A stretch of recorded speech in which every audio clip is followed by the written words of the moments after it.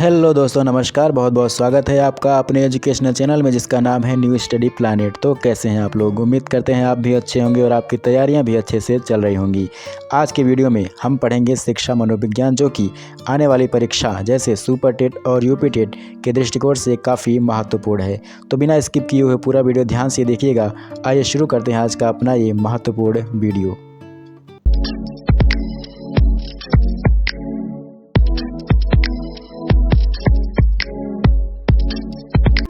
आज के वीडियो का हमारा पहला प्रश्न है, प्रत्येक मूल प्रवृत्ति का पक्ष होता है। विकल्प हैं ज्ञानात्मक, संवेगात्मक, क्रियात्मक या फिर उपरोक्त सभी। तो सही विकल्प हो जाएगा विकल्प डी, उपरोक्त सभी। ज्ञानात्मक भी, संवेगात्मक भी और क्रियात्मक भी। आपको बता दें कि मूल प्रवृत्ति का जो सिद्धांत दिया था विलियम मैकडूगल ने दिया था, और मूल प्रवृत्तियों की जो संख्या बताई थी वो बताई थी 14। ये भी पूछा जाता है, इसलिए आप इसको याद रखिएगा। मूल प्रवृत्तियों की संख्या विलियम मैकडूगल ने कितनी बताई है? 14। अगला प्रश्न है, शैशवावस्था की प्रमुख मनोवैज्ञानिक विशेषता है। सामाजिक व्यवहार, मूल प्रवृत्त्यात्मक व्यवहार, अनुकरणात्मक प्रवृत्ति का अभाव या फिर धार्मिक व्यवहार। कौन सा विकल्प सही हो जाएगा? तो यहाँ पे जो सही विकल्प हो जाएगा विकल्प बी हो जाएगा, मूल प्रवृत्त्यात्मक व्यवहार। आपको बता दें कि शैशवावस्था का जो काल समय होता है वो होता है जन्म से लेकर 5 वर्ष। अगला क्वेश्चन है, आंतरिक प्रेरणा सिद्धांत का प्रतिपादन किसने किया? आंतरिक प्रेरणा सिद्धांत का प्रतिपादन किसने किया? हार्लो ने, वुडवर्थ ने, मास्लो ने या फिर मैक्लेलैंड ने? तो सही विकल्प हो जाएगा विकल्प ए, हार्लो ने। हार्लो ने अपना प्रयोग किस पर किया? बंदर पर। नेक्स्ट है, आजकल किस प्रकार का दंड देना अमनोवैज्ञानिक और अवैध माना जाता है? प्रतिरोधात्मक, प्रतिशोधात्मक, परिमाणबोधक या फिर मनोवैज्ञानिक? तो सही उत्तर हो जाएगा विकल्प बी, प्रतिशोधात्मक। आजकल प्रतिशोधात्मक दंड देना अमनोवैज्ञानिक और अवैध माना जाता है। अगला प्रश्न है, अवधान के लिए संवेग एक अर्जित प्रेरणा है, आंतरिक प्रेरणा है, सामान्य क्रिया है या फिर आवश्यक भाव है? कौन सा विकल्प सही हो जाएगा? तो यहाँ पे अवधान के लिए संवेग एक आंतरिक प्रेरणा है, तो विकल्प बी यहाँ पे हमारा करेक्ट आंसर हो जाएगा। अगला प्रश्न है, विस्मृति का दमन सिद्धांत। विस्मृति का दमन सिद्धांत निम्नलिखित में से किसने दिया? विस्मृति का दमन सिद्धांत निम्नलिखित में से किसने दिया? फ्रायड ने, एबिंगहॉस ने, गुलर ने या फिर उपरोक्त सभी ने? तो कौन सा विकल्प सही हो जाएगा? यहाँ पे जो सही विकल्प हो जाएगा फ्रायड हो जाएगा। विस्मृति का जो दमन सिद्धांत था फ्रायड ने दिया था। एबिंगहॉस ने भी एक सिद्धांत दिया था विस्मृति का। कौन सा? अनाभ्यास का सिद्धांत। अनाभ्यास का सिद्धांत एबिंगहॉस। और गुलर ने कौन सा सिद्धांत दिया? बाधा का सिद्धांत। ठीक है, बाधा का सिद्धांत को और एक सिद्धांत कहते हैं व्यतिकरण का सिद्धांत कहते हैं। गुलर के सिद्धांत को 2 नामों से जाना जाता है, बाधा का सिद्धांत और व्यतिकरण का सिद्धांत। एबिंगहॉस वाले को अनाभ्यास का सिद्धांत और फ्रायड वाले को दमन का सिद्धांत। ये सब विस्मृति से संबंधित हैं, याद रखिएगा। अगला क्वेश्चन है, धारण शक्ति को प्रभावित करने वाले कारक हैं। धारण शक्ति को प्रभावित करने वाले कारक हैं मस्तिष्क, अभिरुचि, चिंतन या फिर उपरोक्त सभी। ये भी आसान सा क्वेश्चन है, विकल्प डी यहाँ पे सही हो जाएगा, उपरोक्त सभी। ठीक है। नेक्स्ट है, शिक्षा में मनोविज्ञान का महत्व है। शिक्षा में मनोविज्ञान का महत्व है क्योंकि इससे प्रेरणा प्राप्त होती है, मनोबल ऊंचा होता है, मानसिक क्रियाओं का विकास होता है या फिर उपरोक्त सभी। तो यहाँ पर भी उपरोक्त सभी, विकल्प डी हमारा सही हो जाएगा। ठीक है, प्रेरणा भी प्राप्त होती है शिक्षा में मनोविज्ञान से, और मनोबल भी ऊंचा होता है और मानसिक क्रियाओं का विकास होता है। विकल्प डी यहाँ पे सही उत्तर हो जाएगा। नेक्स्ट है, विशिष्ट बालकों की श्रेणी में आते हैं केवल प्रतिभाशाली बालक, पिछड़े बालक, समस्यात्मक बालक या फिर उपरोक्त सभी।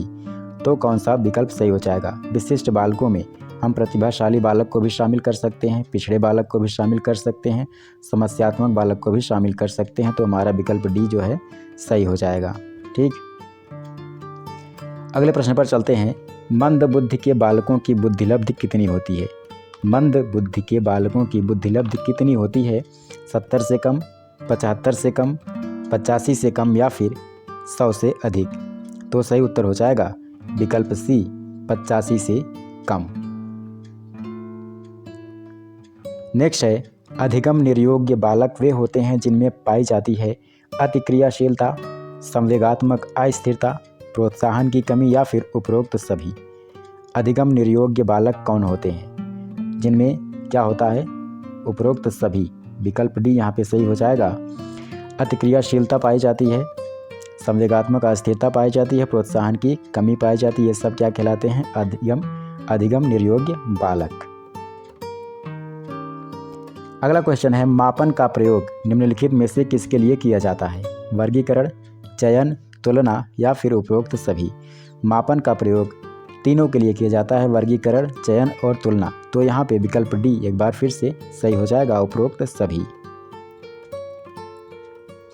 नेक्स्ट है जड़ बुद्धि बालकों की बुद्धिलब्धि कितनी होती है?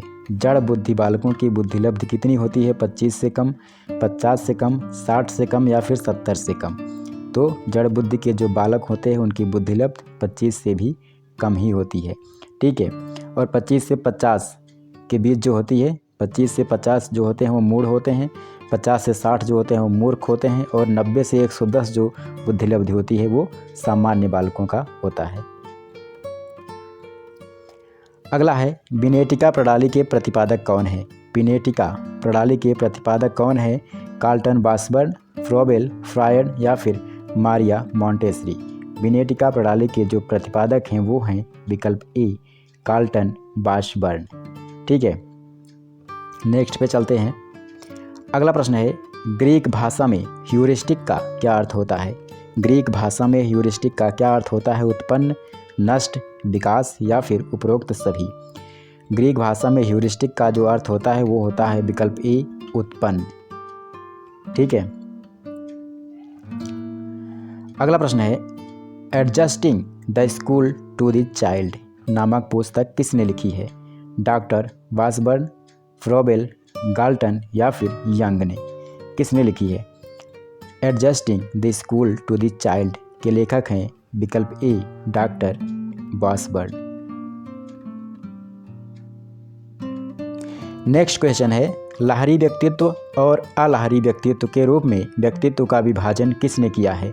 भारतीय आचार्यों ने, यंग ने, कैटल ने या फिर स्टीफेंसन ने। तो सही उत्तर कौन सा हो जाएगा? सही उत्तर हो जाएगा विकल्प सी कैटल। कैटल ने व्यक्तित्व को दो भागों में बांटा है, लाहरी व्यक्तित्व और अलाहरी व्यक्तित्व। अगर बात करें भारतीय आचार्यों की तो भारतीय आचार्यों ने व्यक्तित्व को तीन भागों में बांटा है, राजसी, सात्विक और तामसिक। बात करें अगर यंग की, यंग ने भी तीन भागों में बांटा है व्यक्तित्व को, अंतर्मुखी, बहिर्मुखी और उभयमुखी। और अगर बात की जाए स्टीफेंसन की तो स्टीफेंसन ने दो भागों में बांटा है व्यक्तित्व को, प्रसारक व्यक्तित्व और अप्रसारक व्यक्तित्व। ठीक है। नेक्स्ट पे चलते हैं। अगला प्रश्न है हवाई महल बनाना इस प्रक्रिया को क्या कहते हैं? दिवा स्वप्न, पलायन, प्रतिगमन या फिर तादात्म्य। तो यहाँ पे जो सही उत्तर हो जाएगा हवाई महल बनाना विकल्प ए हो जाएगा दिवा स्वप्न। नेक्स्ट है वंचित बालकों के शिक्षा का तरीका क्या होना चाहिए? कठोर, लचीला, समान या फिर आदेशात्मक। तो सही उत्तर हो जाएगा विकल्प बी वंचित बालकों के शिक्षण का तरीका लचीला होना चाहिए।